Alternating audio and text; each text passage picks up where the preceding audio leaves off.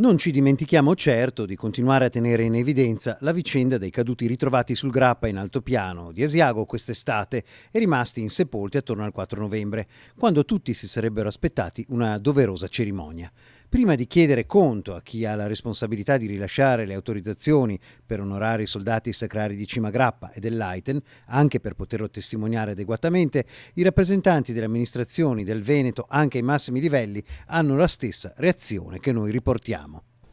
Sgomento, sinceramente sgomento e sorpresa, perché io penso che quando delle spoglie vengono rinvenute, spoglie di soldati che hanno perso la vita durante appunto la Grande Guerra, dovrebbe essere automatico, normale, di buon senso che queste spoglie vengano portate negli ossari in un tempo adeguato, in un tempo breve, in un tempo normale per queste cose. Questi ritardi sinceramente mi dispiacciono molto e mi dispiacciono molto proprio pensando anche a quello che è capitato a questi ragazzi più di 100 anni fa. Quindi mi auguro e spero che qualche persona di buon senso con un'anima buona faccia tutto il possibile perché queste spoglie vengano portate nei luoghi deputati. Ricordiamo che quest'anno i corpi da seppellire erano 3 in altopiano di Asiago e almeno 12 sul Monte Grappa, soldati italiani e della duplice monarchia.